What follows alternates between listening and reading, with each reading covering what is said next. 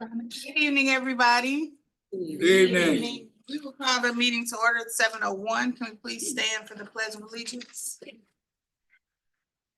I pledge allegiance to the flag of the United States of America and to the republic for which it stands, one nation, under God, indivisible, with liberty and justice for all. Thank you, everybody. We'll now have our call to order, roll call and establishment of quorum. Captain. Bayless. Shannon Kohler here. Brentwood. Clayton. Chris Wynn here. Ferguson Florison. Here, Sheila Powell Walker. Hancock Place. Hazelwood. Betsy Rachel here. Jennings. Harold Austin here. Kirkwood. Ledoux. Keisha Lee, present. Lindbergh. Megan Vetter here. Maplewood, Richmond Heights. Here, Brian Mouse. Melville, I'm Patrick McKelvey. Normandy. Teresa Pearson. Parkway. Here, Debbie Hopper. Pattonville. Mary Kay Campbell here. Rittner. Margaret Alvin Wilson here. Riverview Gardens. Veronica Morrow Real here. Rockwood. Carrie Bacher here. University City. Meg Gage here. Valley Park. Rebecca Munley here. Webster Groves. Yeah, we're good. You're good. Yep. We're good. All right. Next up on our agenda is approval of tonight's agenda. Motion, McKelvey, Melville. Lindbergh, Megan Vetter. Second. all those in favor? Aye. All right. Motion passed. Next up, can we get approval of the minutes from our December 2nd, 2024 meeting? So move McKelvey, Melville. All those in favor say aye. Aye. Next up, we have our public speakers. We have Tim Eby with Special Education Foundation.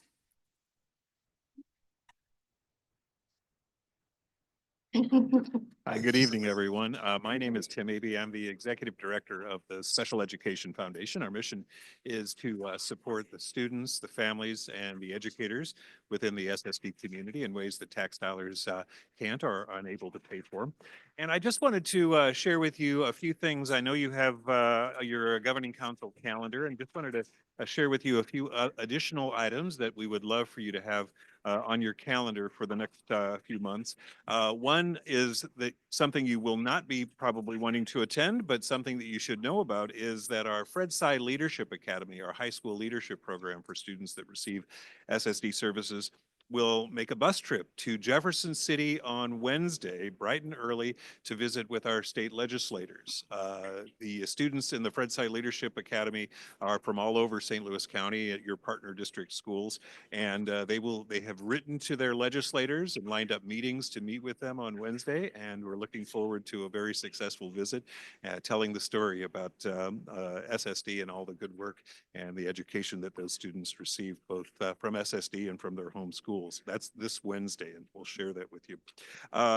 Coming up later on Tuesday, April 29th, is our Inspiring Futures event that we partner with the Special School District, and it is an awards event for students that receive SSD students support. This includes scholarships, the John Kerry Scholarship that the Special Education Foundation provides, $5,000 scholarships to students, as well as a $2,500 scholarship through the Christopher Davis Scholarship to a Rittner graduating senior. And we have a new scholarship we'll be offering at the Inspiring Future event in honor of the late Jane Vickery, who was a board member and a volunteer for the Special Education Foundation and very involved in our Fred Sy Leadership Academy, that will be going to a student that has been part of the Leadership Academy, a graduating senior, and they'll receive a $5,000 scholarship to continue their education. That event is going to be at the St. Louis County Public Library on Lindbergh. Then on Wednesday, May 7th, we have our graduation ceremony for our Fred Sy Leadership Academy, which is an incredibly special event for these students, and that's at the Emerson Auditorium at St. Luke's Hospital.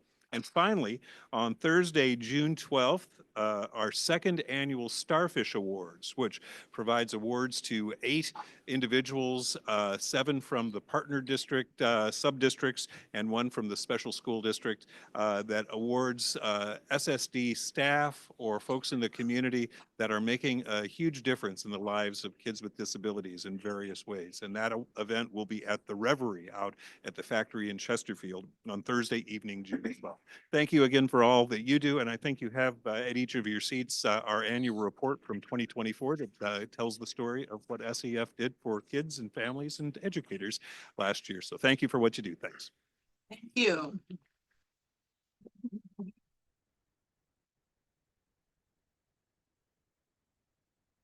We have no more public speakers. Next up, we have the superintendent's report.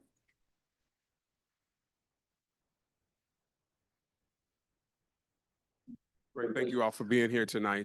Tonight, the superintendent's report will feature Cindy Rahman, who will be speaking around our preliminary budget. As we know that each of our governing council meetings this year, we've had an update report on the budget. And so Cindy Rahman will be leading that tonight.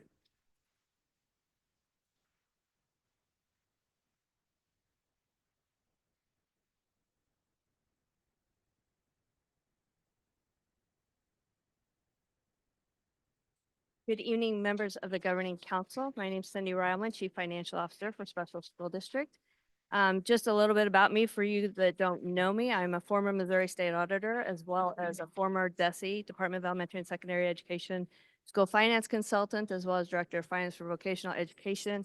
And I have just over 25 years as a school business official in the Missouri School Districts. Tonight,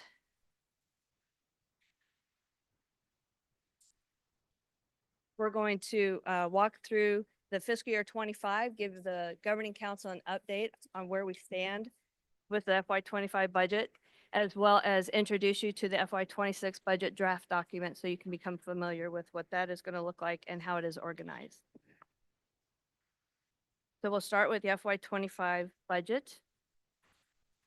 So based on decisions that were made in the past, we knew that our trajectory for our fund balances was declining. So you can see in the orange line on this slide that what our trajectory was going to look like based on some decisions that were made. And so we knew at that point that we needed to right our ship, right? We needed to focus on right sizing our expenditures. And this slide is really showing the fact that we did a DESE fund balance analysis early on in the year. And based on that calculation from that fund balance analysis, we know that our target goal for a fund balance percentage is 35%. So you'll see in the future slides how we're going to work to accomplish that. This slide, based on one of our board of directors requests, we actually have started including this slide with our budget amendments. When we take budget adjustments to the Board of Education, we are now showing what our current budget was. So the current budget column for 24-25 is what was originally adopted by the Board of Education and the Governing Council last year in June of 2024. And the revised budget is the column showing the effect of those budget amendments on the budget. So just trying to keep that information in front of the Board of Education so that they can see when they're approving board adjustments, what the effect is having. So this slide that I'm showing you right now is based on the amendments that were taken through to the Board of Education through December 10th that were approved and reconciled to our financial statements at that same time period. So I know there's a lot of numbers on this slide. This is all of our funds. So we have 3 primary funds at Special School District. We have the General Fund, the Special Revenue Fund, and the Capital Projects Fund. So this represents the financial picture for all those funds. And again, it is reconciled to those budget amendments that were taken in December and to the monthly financial statements. And what I want to draw to the attention of the Governing Council is you can see I want to focus on the 3 years of actuals first. So salaries and benefits.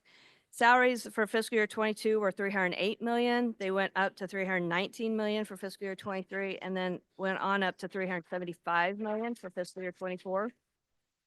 In relation, our benefits also increased from FY 22 of 106 million to 117 million in FY 23 and 130 million in FY 24. So again, we talked about our fund balances and how they were decreasing in that trajectory.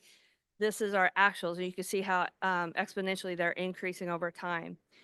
So then the next three columns I wanted to focus on, the two yellow columns are really what's happening for FY25.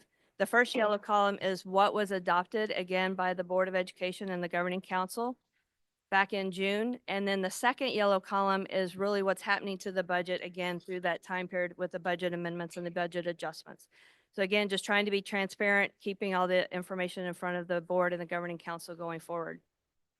The blue column is new, so we are writing the ship plan, right? We want to show what the potential impact of writing our ship could have. Keep in mind that we didn't plan on really implementing any strategies for FY25. Writing the ship really kind of was going to start with FY26, but we've been able to maximize some things through budget adjustments and strategies. And so we're trying to show that effect in that blue column. So the blue column and the revenue side, the top part of the revenue information really includes the capital projects fund reallocation, which was one of our strategies for writing our ship. So that shows the impact of that. That's not included in the two yellow columns because we just started receiving those revenues in January. And so we'll amend the budget when we actually know what those revenues are coming forward, and we'll bring those to the Board of Education and Governing Council at that point. And then the bottom half under expenditures show the reallocation and reduction of some of our vacancies and positions that we've done through strategies, as well as some changes that took place for purchase services and supplies. So again, you know, if everything were to happen and writing the ship and everything, that's what the blue column would represent. That would be something we could achieve. But the yellow column is really what is actually happening as of the time period presented. Is for the general fund and special revenue fund only. So these two funds we typically refer to as our operating funds. And so again, we have the same columns represented, the 3 years of actual, that you can see the impact of the salaries and benefits happening through those decisions that were made and what happened through FY24, and then what is happening in FY25 along with writing the ship. One of the things I want to draw to the Governing Council on this slide, because it is our operating funds, that's where we focus on our fund balance percentages. And so you can see in FY22, FY23, we had the 70%. FY24, we went down to that 54% fund balance. And then FY25 was projected to be around that 38, 39%. So this is where we really focus and lean in on what is happening with our fund balance percentages going forward. So again, keeping that in front of the board and the Governing Council. Some of the, and we've talked about the writing the ship with the capital projects fund reallocation, as well as the things that have happened regarding the vacancy eliminations and then service agency costs. So one of the things I wanted to also address, let me go back one slide. Because we talked about budget amendments and stuff, I did have a request upon receiving an explanation tonight on why budget adjustments are actually occurring. And so I just wanted to kind of share with the Governing Council that budget amendments and adjustments are presented to the Board of Education and Governing Council to reflect a more accurate picture of the budget as we progress through the year. In the beginning, the budget's approved based on a variety of assumptions, right? That's our guide.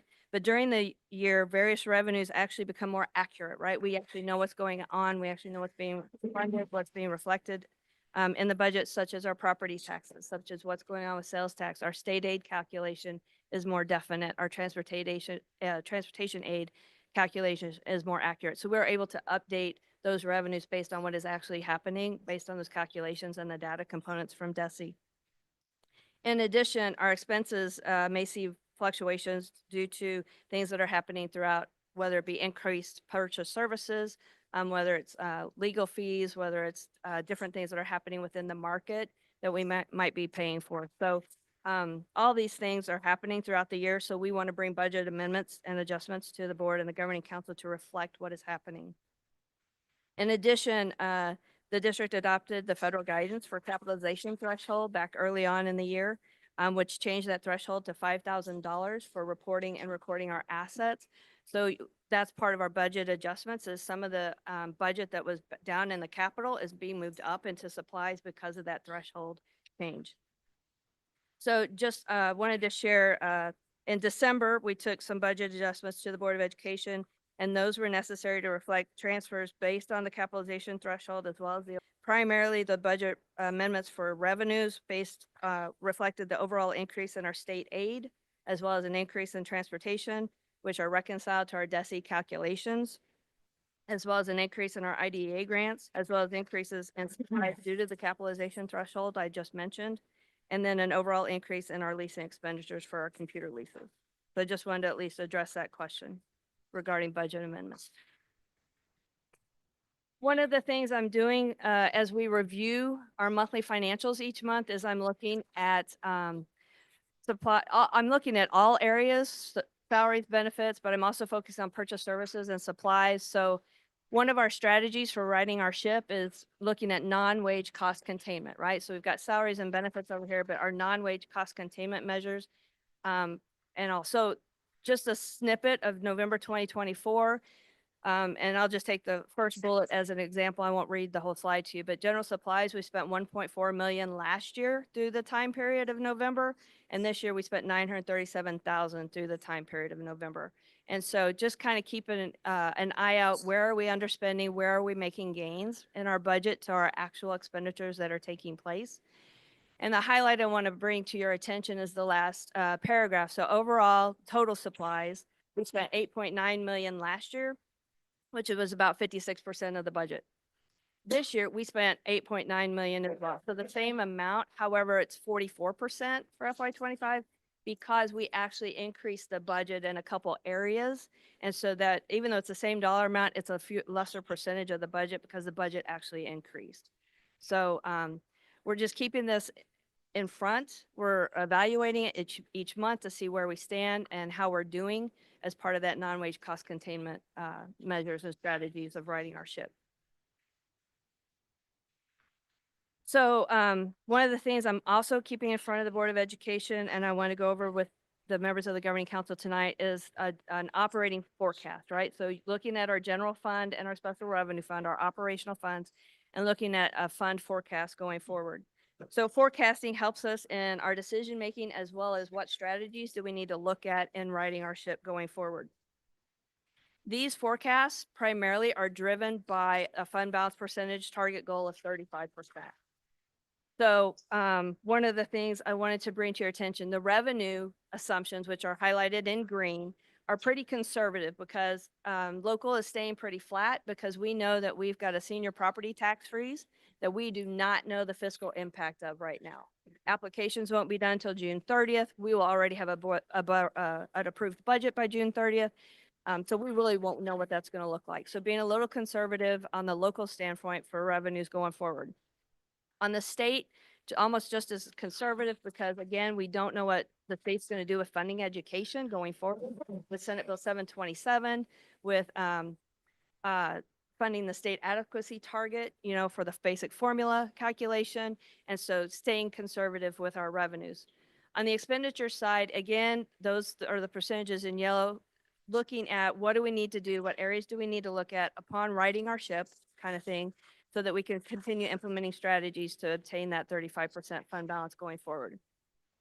I will share that I shared this slide with our finance committee, SSD's finance committee, which has a former CFO on it. And they all kind of shared their agreement with the percentages and the strategies. But we will continue to monitor it, right? Because again, budgets are fluid and can change, and we just need to keep an eye on what's going on going forward. Okay, so now I want to get into the FY26 budget document. So one of the things I'm bringing to SSD is the ASBO, which is Association of School Business Officials Meritorious Budget Award. So this award is, and really it's just a mechanism and a way of presenting a budget. And most districts that actually implement this budget criteria, it's really about presenting accessible and accurate budget data so that we can build trust and clearly communicate with our stakeholders what's in the budget, what the budget is based upon, the assumptions that it's built upon, et cetera, going forward. There is a checklist that is driven by this criteria. And so, again, school districts that place a high quality on their budget document and want to share it with their community Again, we follow this checklist so that we can make sure that we're providing information in a variety of ways. We all know we're different learners. So there's numbers and numerical information as well as charts, graphs, and information provided in a visual, attractive way for people who learn from visual data components. And in the next slides, I'm going to cover the parts that are comprised of meritorious budget. So the first is the executive summary, and it is designed to include information from all other areas of the budget document. So although it might seem a little repetitive at time, the executive summary is really designed to be a liftable component. You pick up the executive summary, and for someone who just wants to read that, they will get a gist and an understanding of the budget document just in that one section. So then we go into the organizational section, and that really provides information about the district and how it's organized, whether it be a district overview, how it's governed.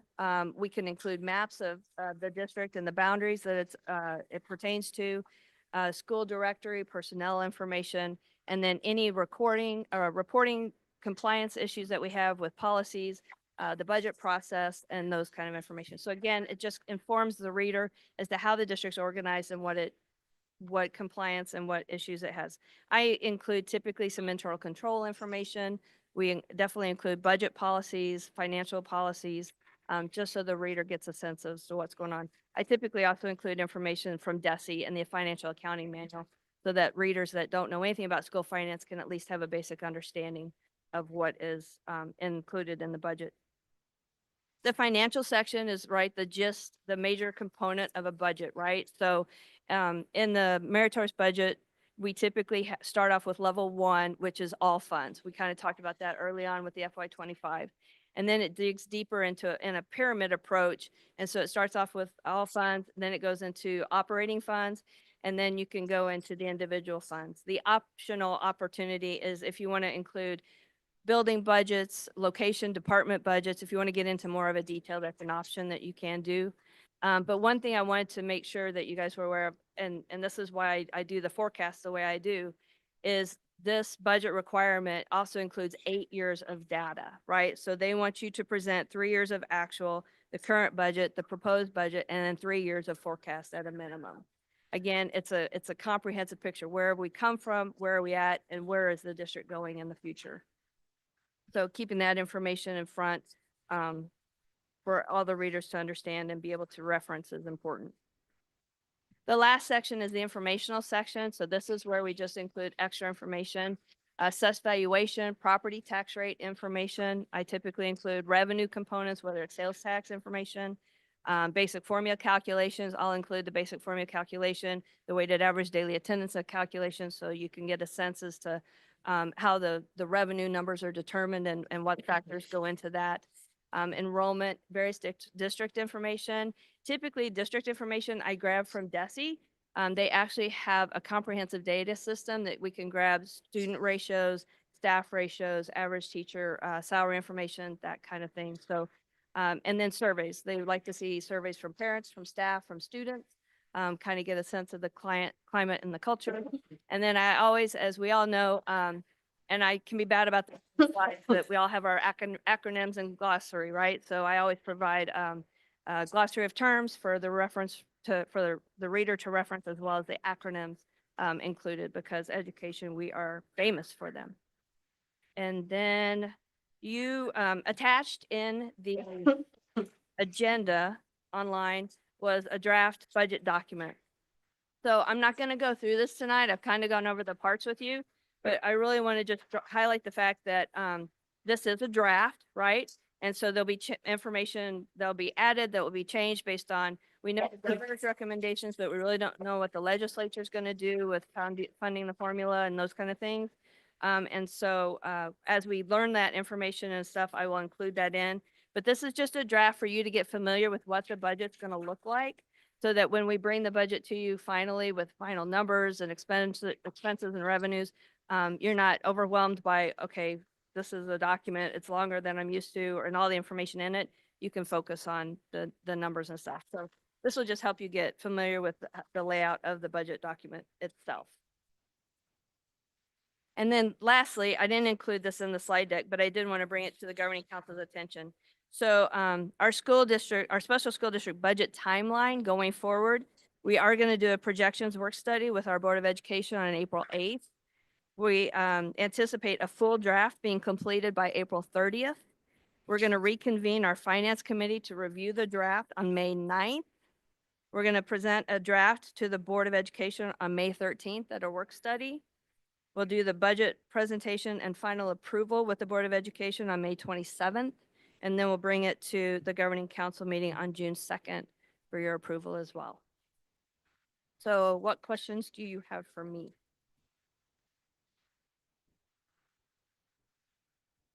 I have one. It's very simple. It's very small, I know, but on page 8, where you're talking about the 6418 account and 6491, where you're cutting back on supplies, is that affecting our teachers? I mean, are they not getting the simple things they need? Like what's being cut out of, like you went from 23,000 to 6,000 this year? So it doesn't necessarily represent a cut in supplies. It just means we're underspending our budget. So nobody's going without the basic things. Correct. Yeah, we're still providing for our teachers and stuff. It just means we're underspending. I want to make sure. So, yeah, things could be coming in at a better cost.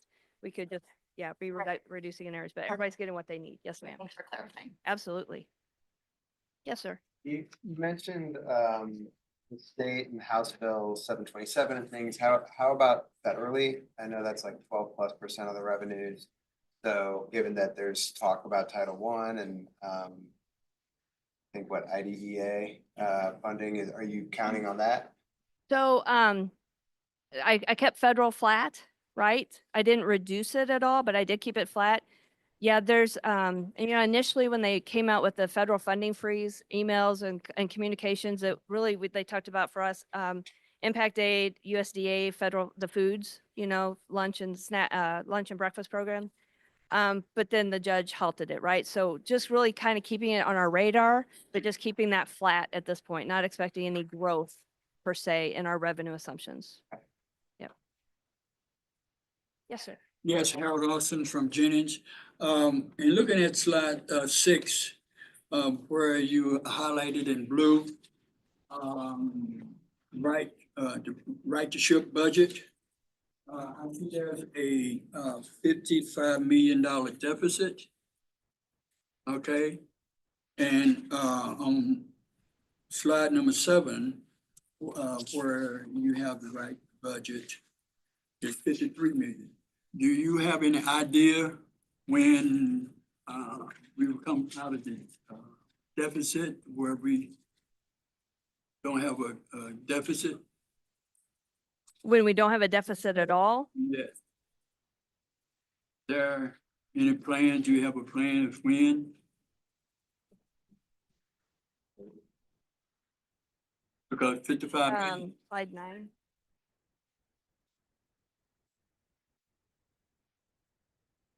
So if we look at slide 9, in the forecast, if all those assumptions take place, right, and the strategies happen, then in essence, we would not have a decrease or a deficit in 28, 29.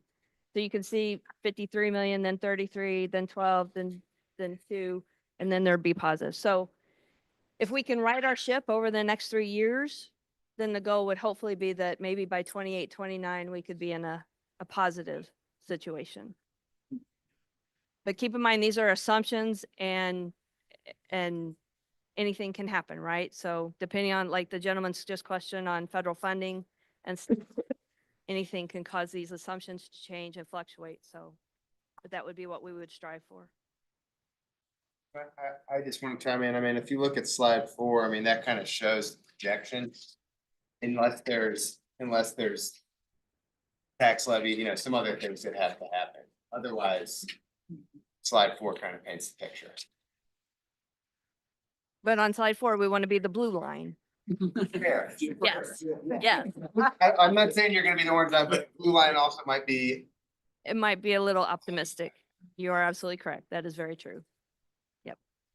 Thank you. Yeah, absolutely. Yes, ma'am. Would you mind repeating that budget timeline that you? Yeah, absolutely. I'm going to read it if that's okay. So we do a projections work study on April 8th. Our goal is to have a full draft completed by April 30th. We're going to reconvene our finance committee to review the draft on May 9th. We're going to present a draft to the board in a work study session on May 13th. We'll do a budget presentation and seek approval on May 25th, or May 27th, I'm sorry, May 27th to the business meeting. And I'm sorry, what's happening on May 27th? May 27th is the budget presentation and approval from the Board of Education. And then June 2nd would be approval from the Governing Council. Thank you. Absolutely. Yes, sir. So finance committees can be different by district. On our finance committee, it's a majority of community members. Now, we do have a quorum of the board attend. How does your finance committee, I'm assuming the CFO goes, several SSD board members go. Is there anyone else on there, like community members, for example, or I'm guessing they come from a school finance background or some sort of banking industry? We actually have a variety. So we have 2 board members.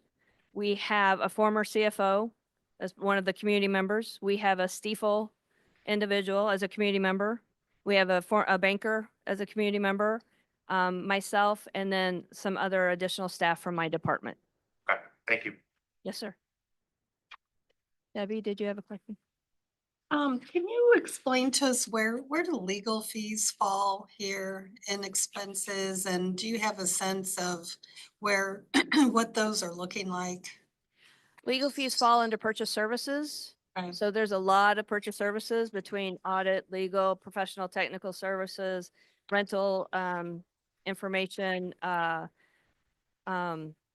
dues and memberships, all those, travel, all that kind of stuff's in purchase services. And so it's in that complete, it's one big number, right? And so in our monthly financials, I review the line items, but we keep it at a higher level for presentation purposes.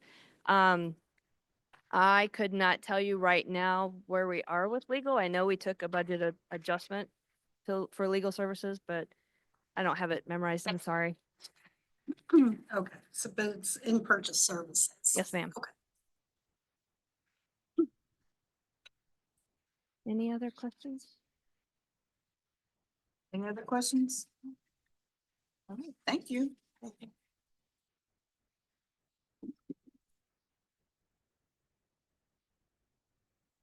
So just a couple other things here. First of all, I do want to thank Cindy for her presentation. As you can see, it's very, very thorough and very, very transparent, just as the last one, and continue to have these pieces just as we move forward. I think to Reverend Alston's question, which is really regarding the 55 million, that started right around 70 million. And so, 75 million. And so really to be able to cut that about 20 million. You can also see that our salaries are scheduled to hold really right at that 393 range, which have been escalating.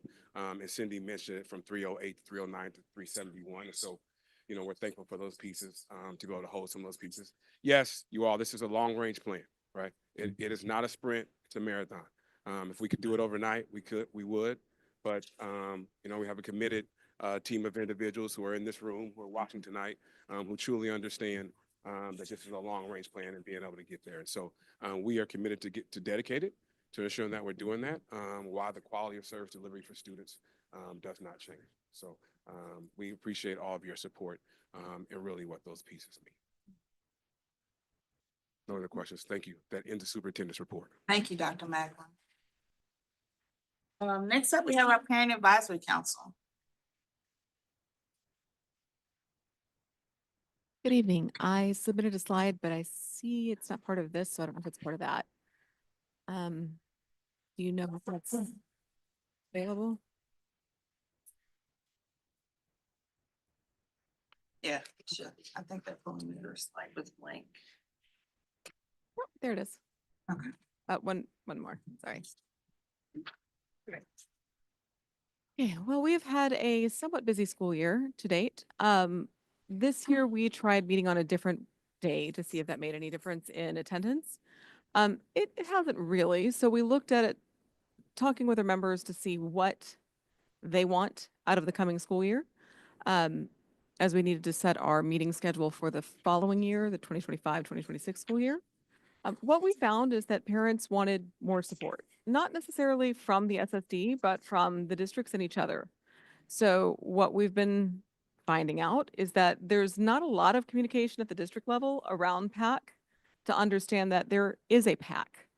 And so while it's easy to say, hey, parents will find you when they have a problem, I think the best thing to do is to put the PAC in front of them before there's a problem so we can connect them to the resources to help them solve issues as they emerge, as opposed to triaging things that have already bubbled up into something bigger than it needed to be. So my biggest request this evening is how can we work with each of you at the district level to make sure that your parents understand that there's a PAC? And I don't know if we can find an answer for that this evening, but I would like to make myself available to all of you to work on that for the coming months and year ahead.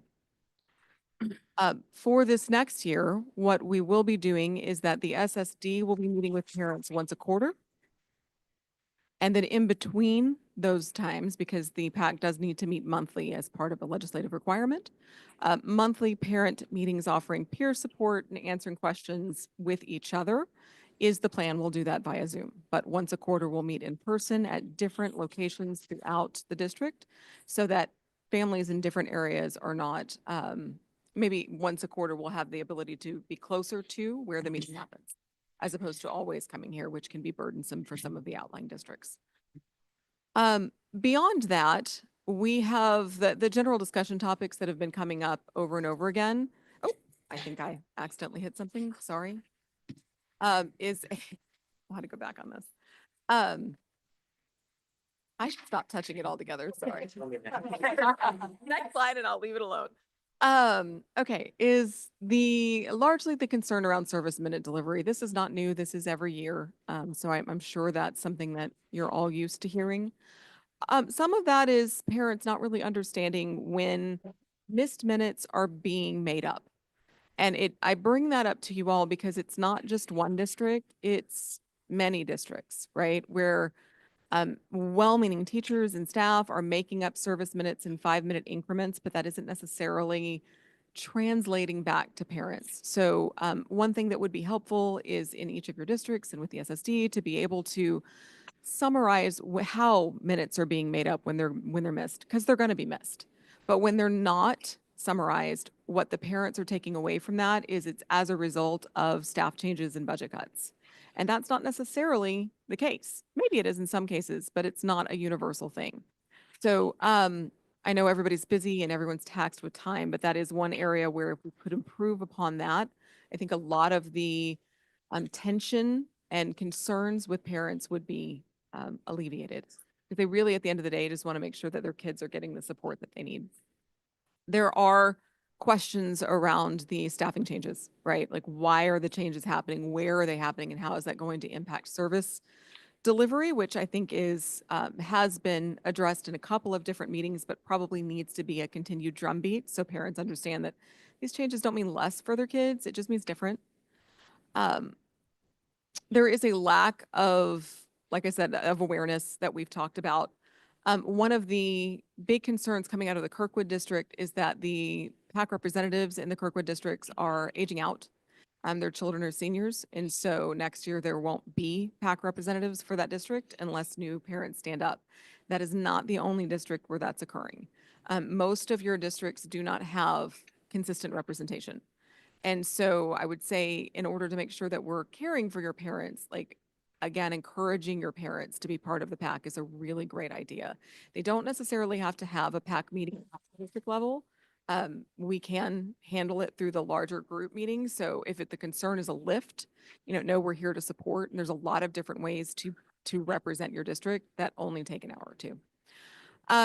The biggest concern right now, though, and I think the thing that I'm hearing more than anything else is the thing none of you are going to have an answer to yet, which is what happens with the existing lawsuits and the 504 threat, right, legislative threat, and the impact that's going to have on our kids.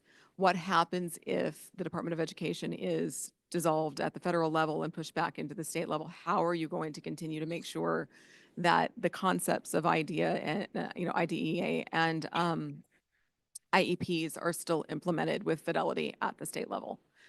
And again, don't expect anyone here to necessarily have an answer for that tonight, but those are the topics that are consistently being raised by our parents right now. Any questions? That's the next one. I don't have a question, but I will just chime in that I feel your pain, as a former PAC parent. This has been a consistent, issue over time. And just trying to engage all of the parents at various districts. Sometimes, some years are better than others. But I know that even when, my son, who was a Fred Side Leadership Academy participant, was in receiving services, I would be at meetings and trying to get people together in the district has just always been a challenge. So, I applaud you for continuing, don't give up. But just know that this has been an over time issue. As parents, like you said, as parents age out, their kids age out of the district, trying to engage parents in the district, knowing that the information is protected and you don't always have access to know who all is receiving services that you can reach out to. And there's a stigma that's still, tied to it for a lot of parents, but don't give up. Thank you. Yeah. Well, Yes. yes, sir. A way that you could provide a list of which districts do not have PAC representation. I think that would be helpful to those of us that have polls. Absolutely. Can I ask a favor? Can I take a picture of your name tag? Sure. This is my brain. It might be for a few of us. So, yes, So sir. the question is, do you ever organize advocacy in Jeff City or things like that? We do, actually. So just was it past week? There was the Disability Legislative Rights Day, which some of our students and their families went to. I think there was over 100 people throughout the SSD area that went and attended, which was pretty fantastic. We do make that known to parents. We are always happy to do more of that because our kids need more of that. I will say over the past year, I have testified at Jeff City. I'm always happy to have other parents come with. Thank you.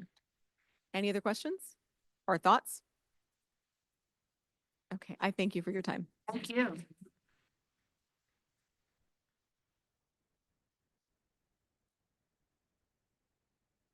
Now up to our SSD Board of Education elections.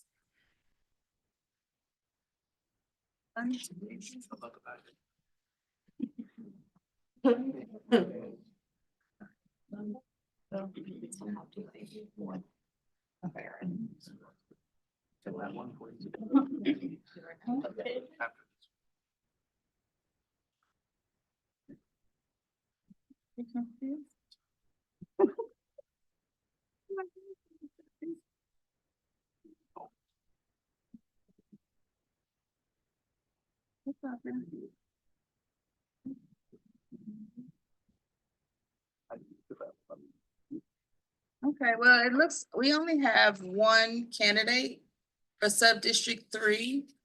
I'm sorry, can you read that far? Aaron Beaver. Sorry.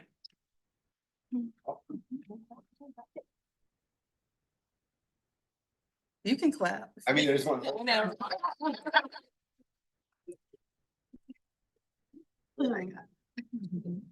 Good evening. Hi, good evening, thanks. Is this one my time? Yes. Sorry. Okay, great, thank you. So I first want to start out just by saying thank you so much to the governing council for allowing me this opportunity to address you in regards to my candidacy. 13 years ago, when I moved to Florissant in 2012, I did not know that I'd be standing before you today. But as I prepared to start my dream job at that time, and as a genetic counselor, I knew two things. I wanted to help people, number one, and number two, I wanted to give back to my community. See, in high school, I was one of the lucky ones that gained clarity on my career path early. At that time, I babysat for my math teacher. And so I got to bear witness to her family's experience with genetics. Her daughter had seizures, developmental delay, and complex medical issues. I watched as genetic counseling and services helped her family to find a diagnosis, resulting in the doctors being able to get her daughter's seizures better under control and for them to have a clearer picture of her future, her needs, and how they could best be supporting her as a family. I became a genetic counselor not to diagnose conditions, but to help educate families and connect them with the therapies, the interventions, and the resources that they needed to be supported and to be empowered. I also was raised in a family where service to one's community was celebrated and it was taught from a very young age. So continuing to give back to my community, and not just through my career, but in lots of other ways, was something that was important to me and a goal that I had.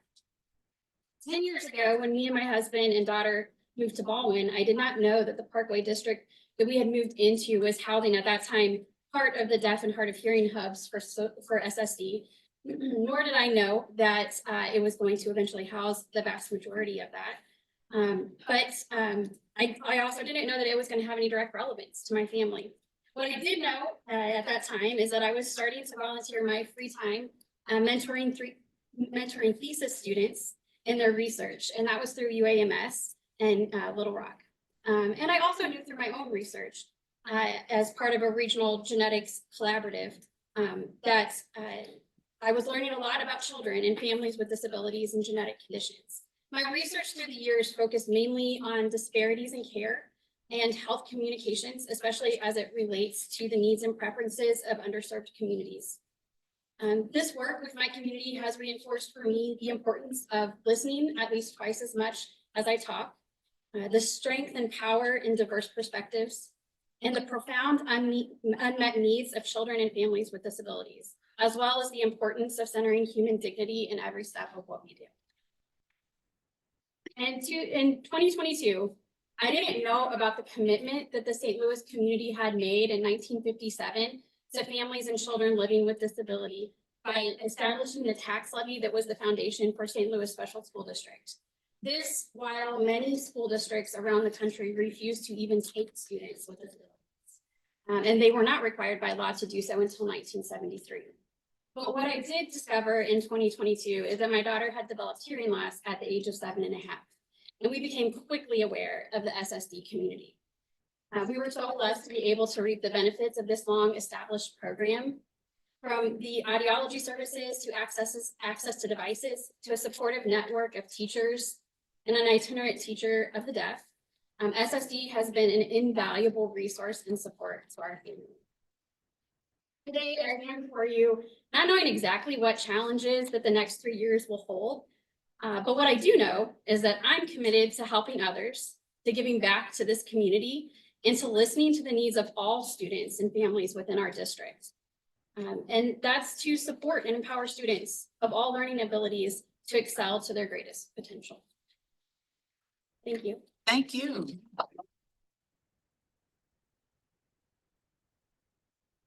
To my fellow governing council members, typically we would have sent out a request for questions, but knowing that we only had one candidate, if anyone has a question, they can feel free to ask at this time. I have one question. So, you said that you were in Ferguson, Florida, in Ferguson, and then you moved to Baldwin. So which location are you in now? Right now, I'm in Baldwin, and I have been for, let's see, 9 years, I think. Okay. Thank you. Any additional questions? All right, well, we can call this to a vote for our one candidate. In order to be approved, we do have to have a majority vote and at least 12, so I don't know who else we would. Do we have to do this by roll call? What do you? Yes. Okay. You ready? Yes, Afton. Bayless. Yes. Brentwood. Layton, Yes. Ferguson, Florissant, Yes. Hancock Place, Hazelwood, Aye. Jennings, Yes. Kirkwood, Ledoux, Yes. Lindbergh, Yes. Maplewood, Richmond Heights, Yes. Melville, yes, Normandy, Yes. Parkway, Yes. Pattonville, Yes. Brittner, Yes. Riverview Gardens, Yes. Rockwood, Yes. University City, Yes. Valley Park, Yes. Webster Groves. All right.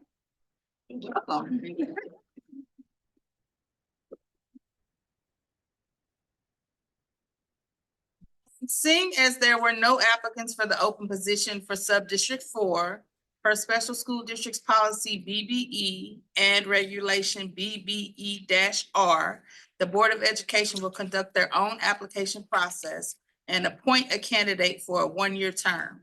Following this term, Sub-District 4 will again be an open seat at next year's governing council election, but for a two-year term to complete the three-year cycle. More information about the board's process and timeline will be provided at their March 11th business meeting. Next up, we have, any additional questions? Next up, we have the budget, the FY 24-25 budget adjustments.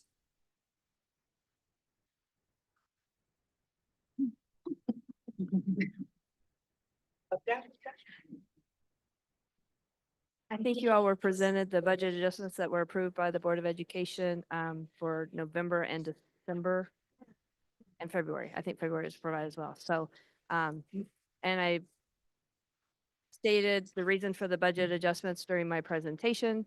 So do you have any questions regarding the budget adjustments that have been presented before you? Thank you. Done it for- twice. Thank you. Same for financials? Yes. Do you have the financial statements? Yes. Any questions on those?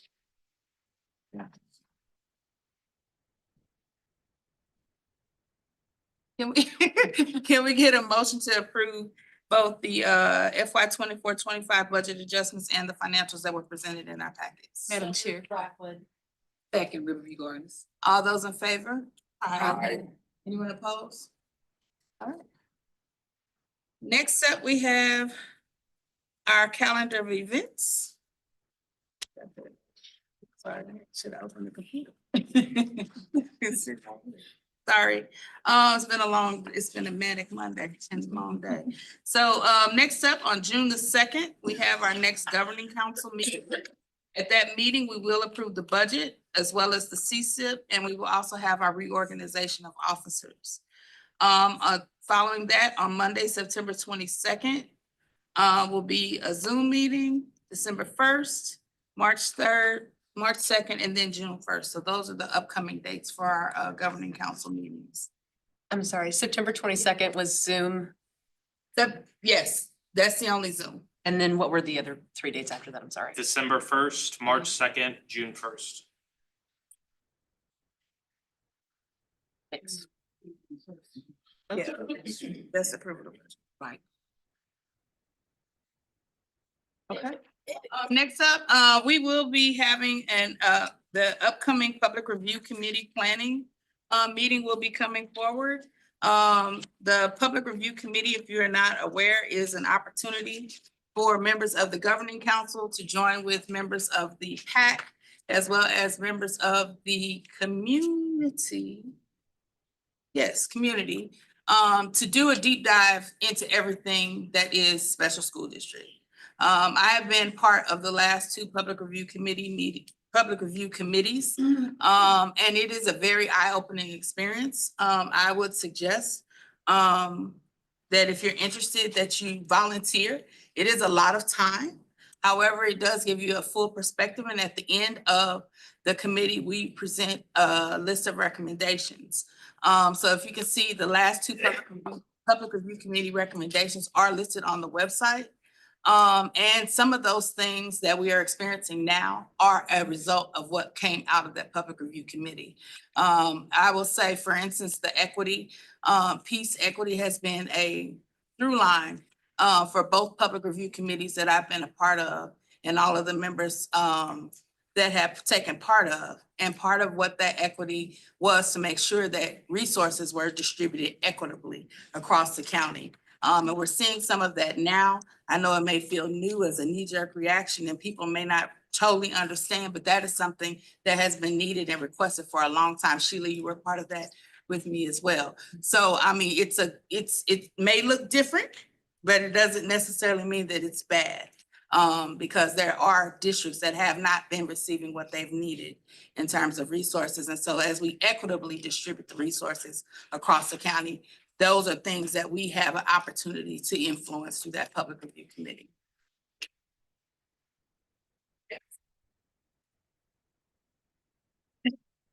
Could a board member from a partner district that is not a part of the governing council be a part of this committee? Not, I would say no, because it's maybe as a community member, but not as a governing council member. Right. There are two governing council members, two PAC members. It's like an equal distribution of membership amongst that committee. So they definitely could be one of the committee members if they live within the boundaries of special school district. Thank you. Yes, yes, I'd like to say something. yes. First of all, I would like to thank everybody for being here. I know it's a tough ask, especially on a very tough work day at the beginning. I understand that, so thank you so much for being here. It's an honor and a privilege to be with you here this evening. I just wanted to make a mention, Rittner is part of the North County schools that I know that have been in the news with a couple of items, and I'm sure that my fellow North County people here can definitely support me in saying, I want to personally thank Dr. Macklin and all of his staff for the amount of work that I know that is in the heavy lift to be able to provide equitable resources for all of our children that are the most vulnerable within our community. Because within our Rittner School District, I know when I had spoken with Dee and also with Angie, we have a very heavy caseload of IEPs at Rittner. We have between 17 and 18% of our population.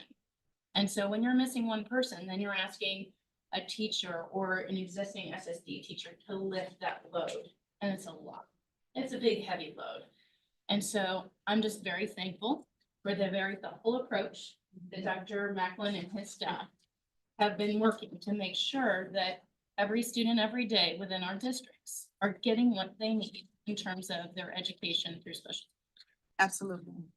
So thank you. I think I want to say, to that, that it's truly a team of individuals, not only the individuals in this room, and really our guidance and leadership from the top, which is our Board of Education.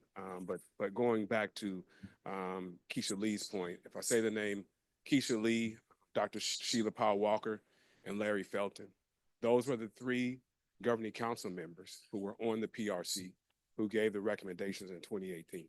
And if you do look at the 8 recommendations, equity, partnership agreement, continuous improvement, CTE, relations, conflict resolution, if you look at all of the 8 recommendations that the PRC recommended, which actually that's number 6 in state statute as far as being a governing council member and reviewing that annually every 5 years. And so if you look at the number 1 recommendation from that, the number 1 recommendation from that PRC report was to ensure that staffing and resources are reallocated so that every student has what they need. And that was 2018. Yeah. And I know that that may be a shock at the end of the day. And we're not saying, let me be clear about this. We're not saying at the end of the day that students go without, because that's not the mindset. But we are saying that every student deserves a credentialed teacher to sit in front of them. And so at the end of the day, how do we ensure that we are doing that as an organization? I met with the superintendents last Friday, and some of my colleagues who are here in the room were there with me also.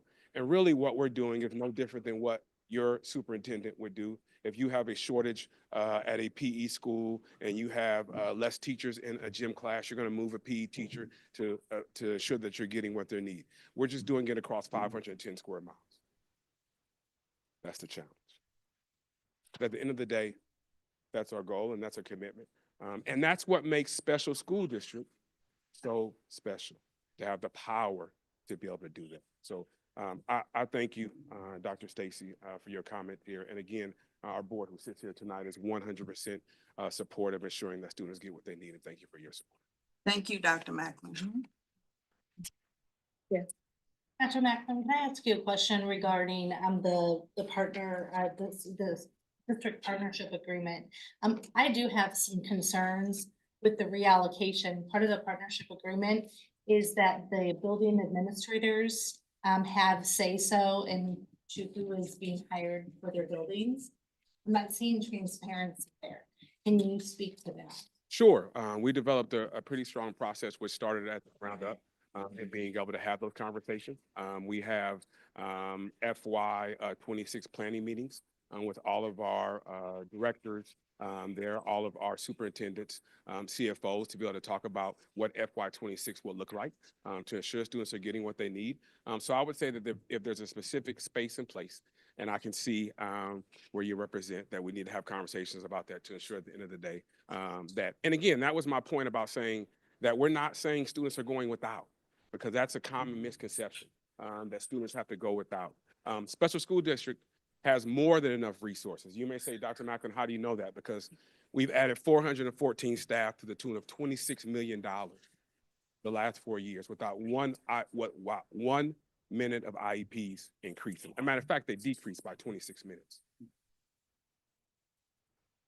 So they're Partnership agreement is that our district administrators have the ability to choose who is in their buildings. And I'm not hearing that that is happening. So I guess my question is, that's what we sign every year. So, you know, I would hope that we could see that through. Yeah, we need to delve into that if that's a concern, so that we can ensure that individuals are having that those conversations regarding, especially if it comes down to those personnel pieces. I'll take that note. Any additional questions? I wanted to say something unrelated to that, unless. Sure. This is really to the governing council members. As you guys, some of you guys are probably up for election in April. I'm gonna use Alex. I'm gonna do proximity. I've been on the SSD governing council for 4 years now. Debbie Hopper has been here for that time. Keisha Lee has been here for that. Veronica Morrow Reed has been here for that. Unfortunately, a majority of the council turns over each year, which can make like that first meeting is like a crash course to what we do each year. Again, I'm just doing proximity. I'm sure there's more people.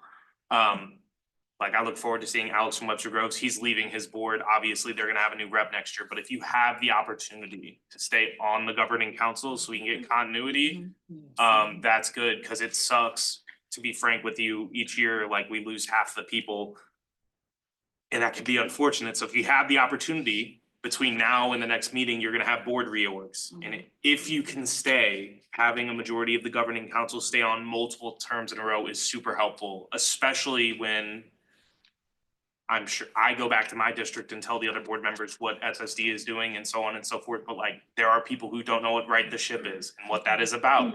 And for the people who have been here for multiple years, we were a part of those, and then it happened, and now we're riding the ship now. So to be able to say that you as a governing council member were here through that process, and like Dr. Macklin's first few years would be so greatly appreciated. So if you guys have the opportunity, please come back. I plan on coming back. I'm sure people next to me plan on coming back, but I would personally really ask, and hopefully it's only 4 meetings a year, right? And we still have one on Zoom, so.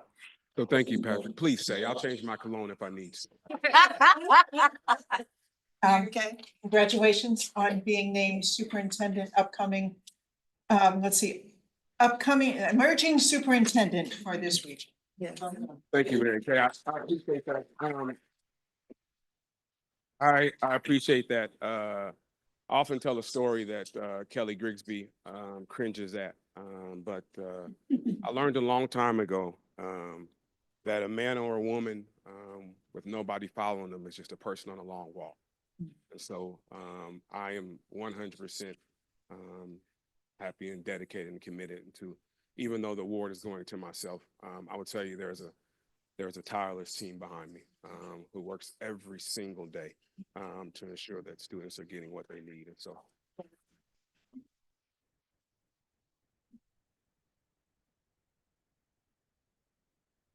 All right. Any announcements? Yes, I have one.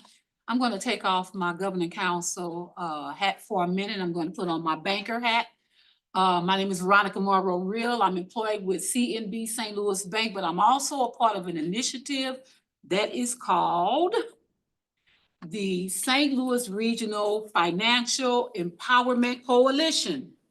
And what we do, we try to help young people understand the importance of finance.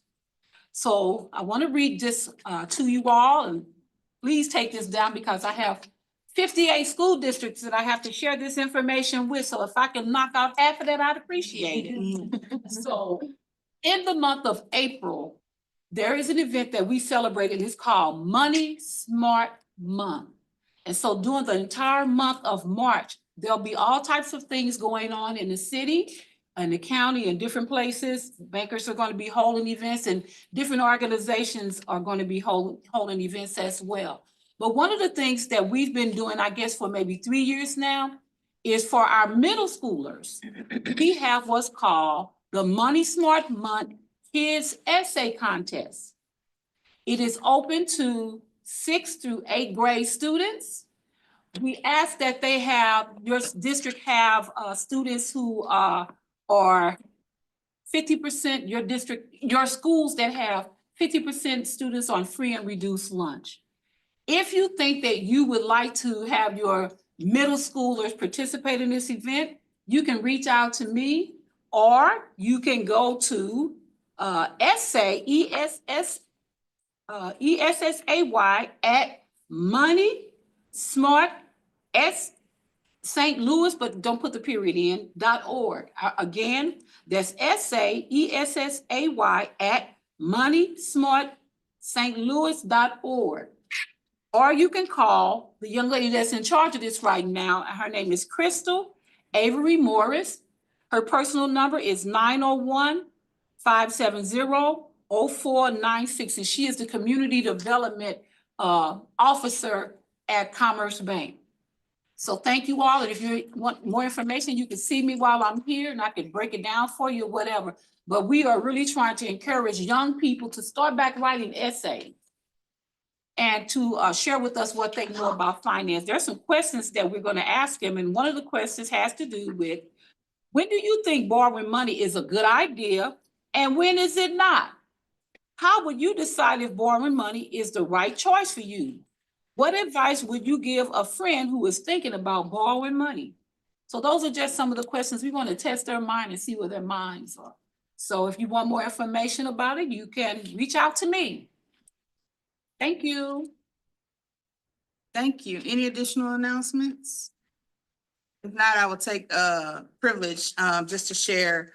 If you have not already registered, Tuesday, March 11th is MSBA Advocacy Day. We need to show up in great numbers. The state of what we have known as public education continues to be under attack, and like now, like never before.